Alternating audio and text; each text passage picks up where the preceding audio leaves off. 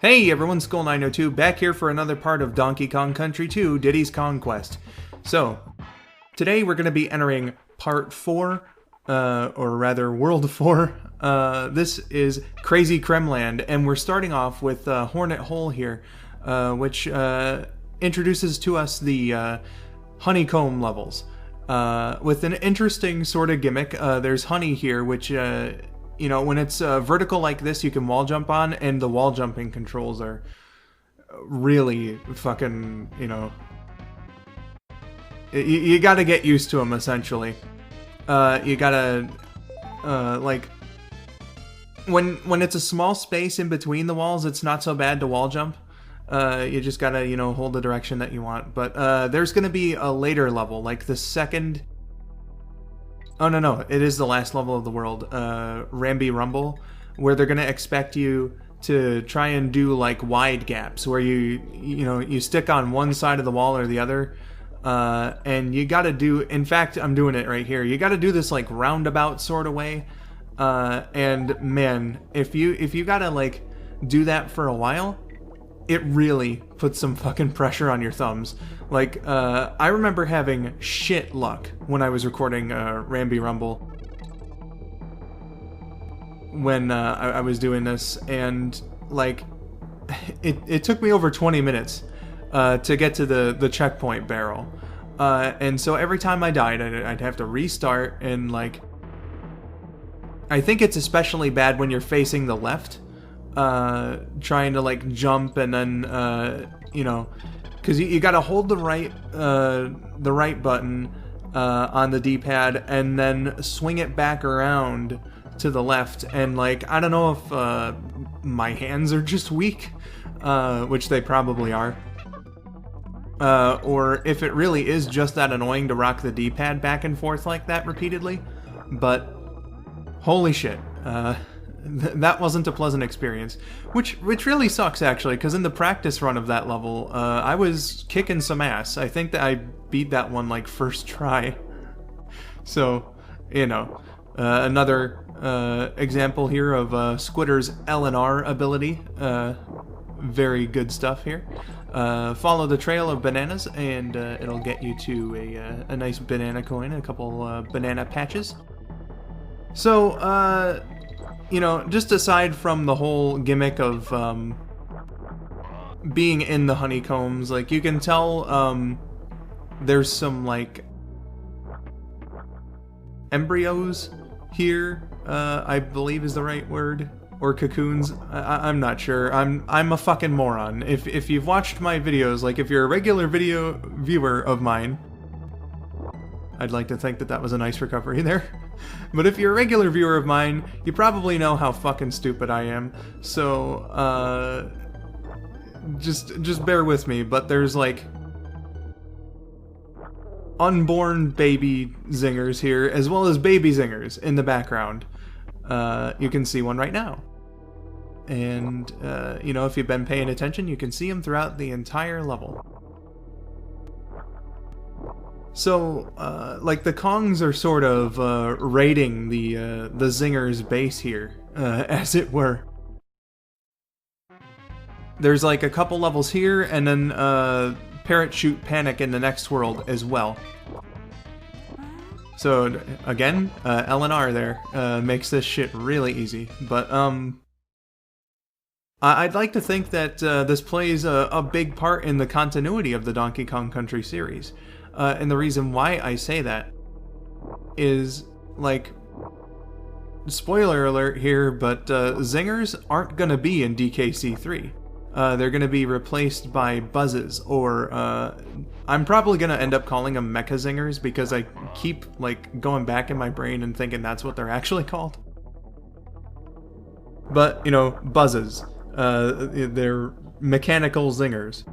In DKC3, and I think that the reason why is because we're kind of, like, getting rid of their spawn point here in this game.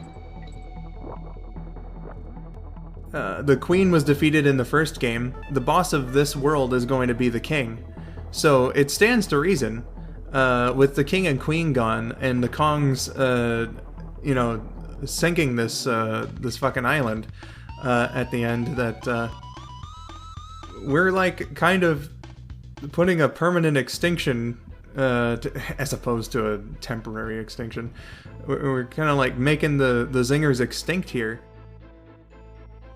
So that's a bit of a fucking crazy thought, but you know, it leads more credence to the theory that my little brother came up with while I was doing the commentary for the first game, that the Kongs might be the real villain of this franchise. Before I get further into that point, I do want to talk about this level's gimmick. Target terror. Basically, you've got checkpoint barrels, or checkmark barrels, new types of barrels here. Check marks as well as X's. Check marks are good. They unlock doors. X's, you don't want to press the X's. They lock the doors. And thankfully, it's I could have jumped for that bonus there. It's not as bad as like running into a locked door immediately killing you. If you have two Kongs and you hit a locked door, the game will be generous enough to unlock it and let your partner go through. So that's cool. And generally, I don't find this level to be too much of a hassle. DK coin right there. But, you know, it's an interesting gimmick. They do a lot of interesting gimmicks with the minecart levels in this game, I find. So that's what I wanted to say about that. Now, continuing on with the Kongs are the real villains theory. If you haven't watched my DKC1 LP, then... Jesus, that was a risky jump. But if you haven't watched my DKC1 LP, basically, the theory goes that the Kongs are the real villains, and my little brother even made up a backstory for this. Where it was like a couple of starving, emaciated Kremlings made their way to Donkey Kong Island, and then the Kongs like brutally massacred them or something. And that's what caused the Kremlings to go to war with the Kongs and take the Banana Horde and all this nice stuff. So that's the base theory here. So if the Kongs are raiding Kremling Island, or Crocodile Isle as it's like actually called, then you know we've got something here, because not only do they cause the zingers to go extinct, and I know the zingers aren't exactly Kremlings, but they're very clearly affiliated with the Kremlings.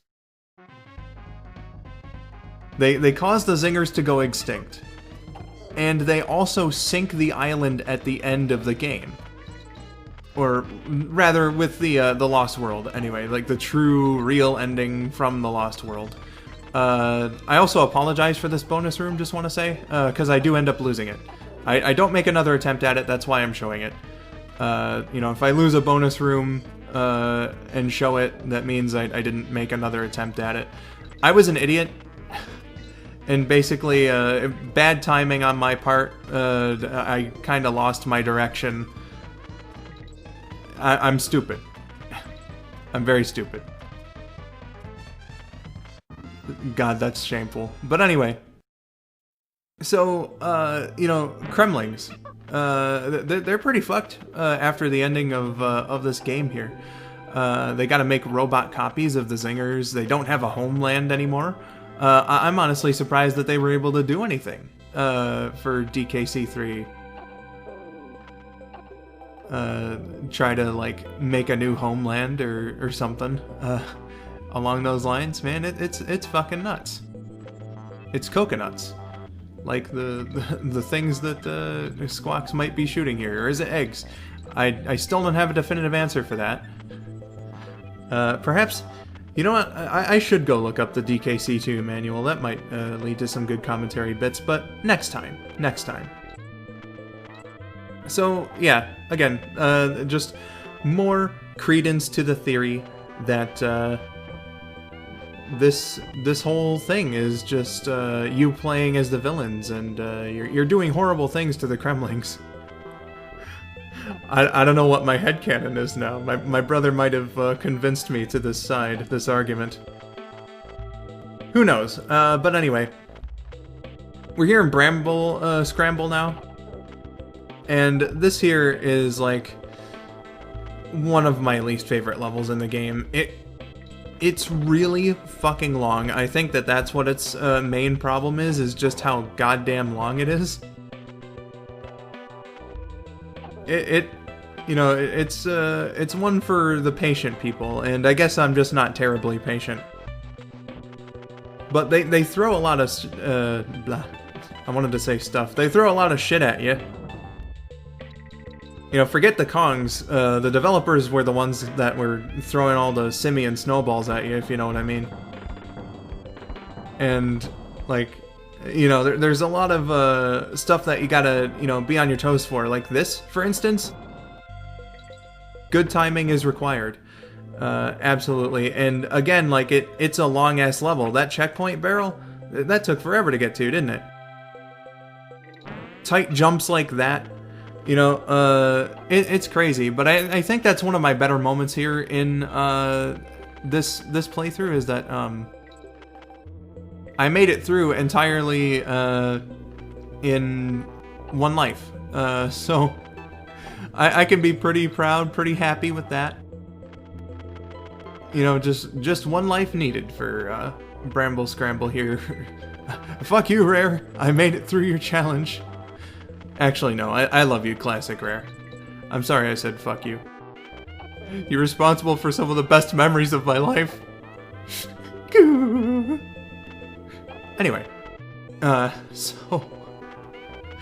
after all this talk, I think I've run into that point again, so, let's discuss another episode of the Donkey Kong Country television series, shall we? Oh boy. So, this next episode that I saw, I talked about an episode where Dixie plays somewhat of an important role to the plot, though not necessarily her one and only focus episode. So I went and looked for a Diddy episode, and I found one in See No Evil Dude, which I absolutely love.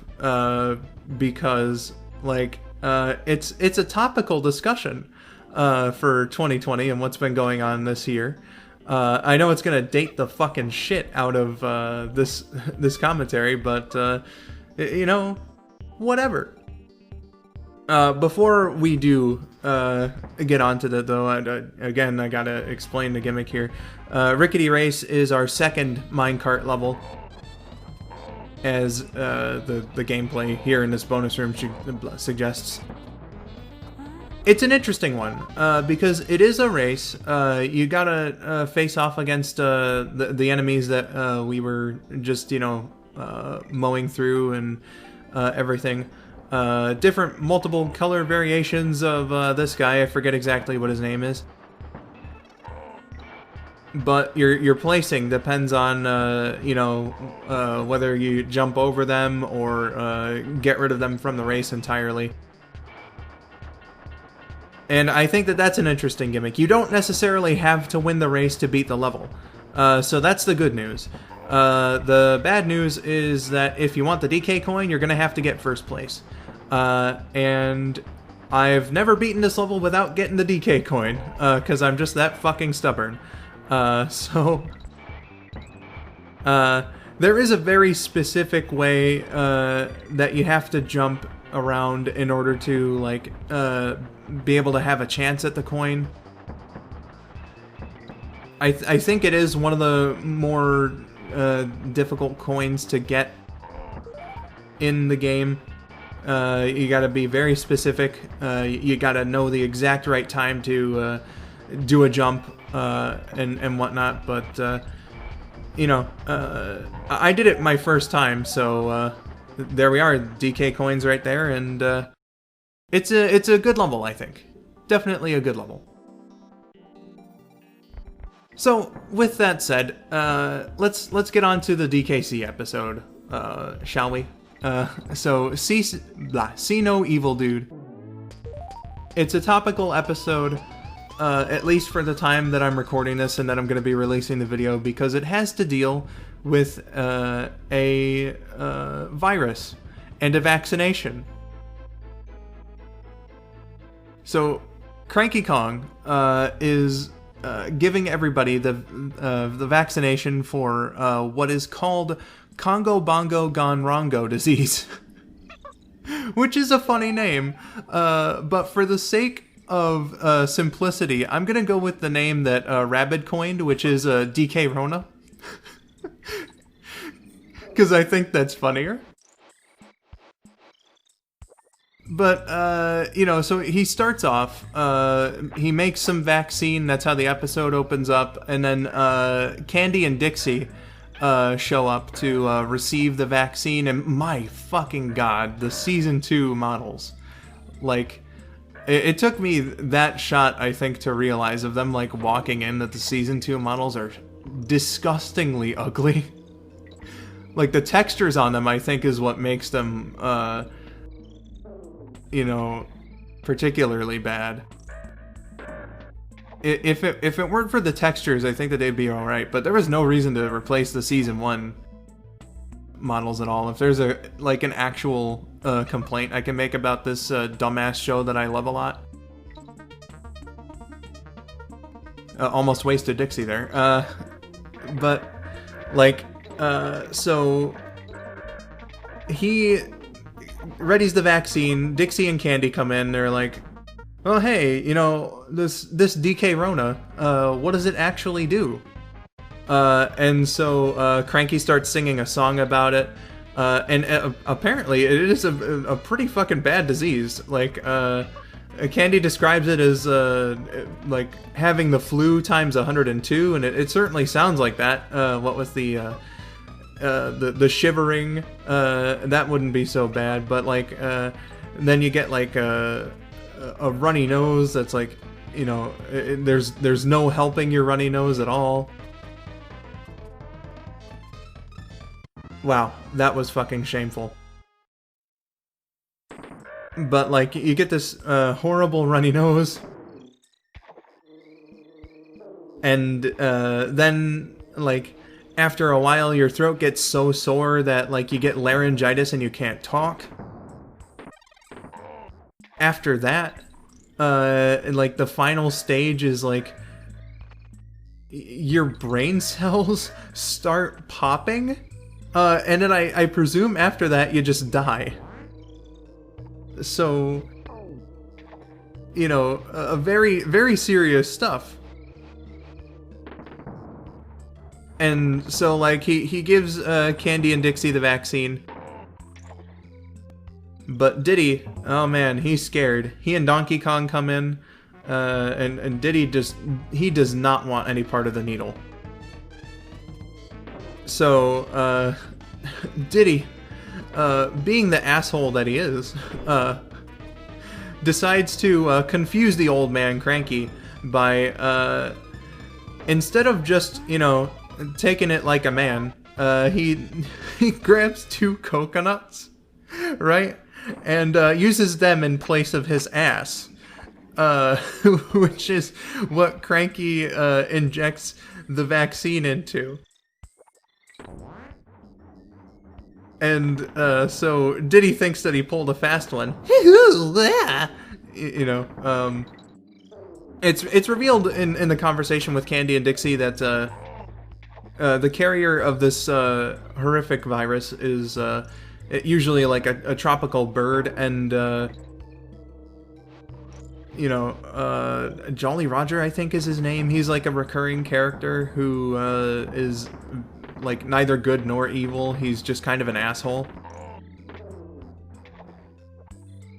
But like the parrot is there, and he's trying to find a place to rest. So Diddy like knocks him over or something while laughing about tricking Cranky. And so the bird doesn't like that and bites him in the ass. So Diddy now has a bite in the ass. Donkey Kong gets the vaccine, and this virus it really does like it looks as bad as they were describing it earlier, because the effects they come on really fucking fast. In like the next scene, Diddy's having a conversation with Donkey Kong and then starts developing symptoms. So, like, Donkey Kong goes on his way, while Diddy's like, I'm gonna go see Cranky, huh? And whatnot, to try and, like, actually get the vaccine. So, he cuts through, K. Rool's base, because it's, like, the fastest place to go. Oh, right. Okay, you gotta make some jumps like that, and when you're going downwards like that, it's even fucking harder to do the wall jumping. And that was what was really fucking me up as well, when I was trying to play this level. I had to take that hit there, basically, due to the difficulty of climbing up the walls. So, Diddy overhears a conversation between Clump and Crusha. And, like, eventually he sneezes. Like, he can't help it. He just sneezes. And so that leads to Crusha getting the disease. Though, not Clump. Apparently Clump's immune system is god level. Because he eats shitloads of garlic. That's his reasoning. He just eats so much garlic that his immune system is absolutely perfect. He doesn't catch the sickness whatsoever. So, like, eventually, Diddy gets the laryngitis. Crusha sneezes all over K. Rool in a particularly disgusting looking shot. And then, like, Clump misunderstands K. Rool because K. Rool gets the laryngitis. So he thinks that K. Rool wants to blow up the whole island. And eventually, through a series of, new layers on top of this, it eventually becomes a choice for Donkey Kong. Is it, like, go get the banana that, like, has the nectar that is useful for this vaccine to save Diddy, or is it, like, save the whole island from getting blown up? Donkey Kong, of course, being the hero, elects to get both. The parrot steals the banana necessary, and then, like, eventually the parrot's like, Squaw, I could give either of you this banana, between Donkey Kong and K. Rool, and then Donkey Kong hatches an idea, because there's vaccine in the coconuts that Diddy used in place of his ass.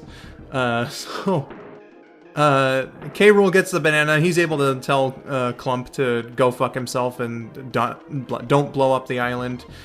Donkey Kong uses the coconut to cure Diddy. And then, like, it just by coincidence also happens to cure Crusha. So, all is well. After that.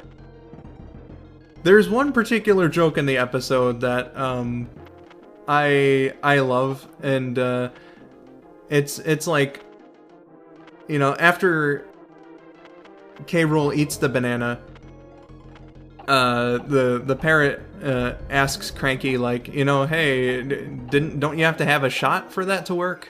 And Cranky's like, nah, the needle, that's just for, theatrics.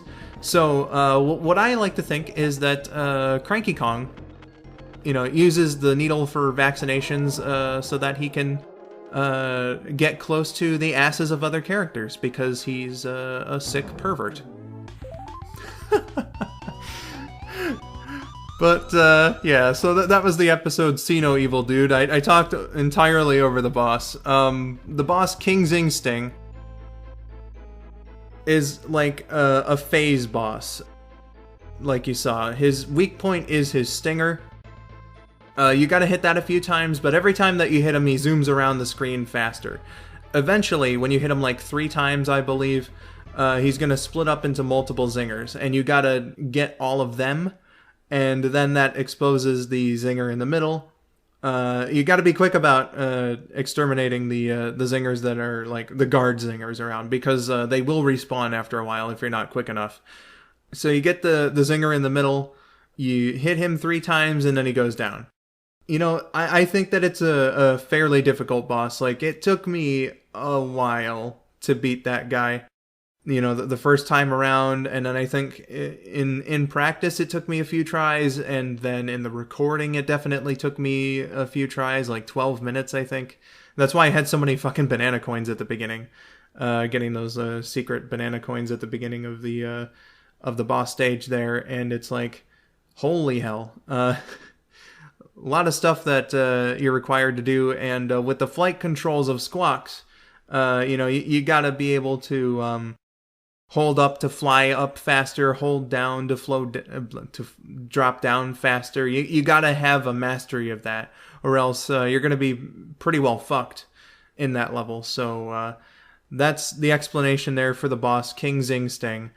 And that's gonna do it for part 4 here. So next time that I come around for another DKC2 video, which will be tomorrow, we're going to be going to Gloomy Gulch with a bunch of spooky ghost stuff. Whoa! I'm sorry, that sounded like god-awful trash. But it's going to be World 5, everybody, and I look forward to talking about that. I'm going to do some reading up now, and bid you adieu. So, I've been Skull902. Thank you for watching, and have yourselves a wonderful day.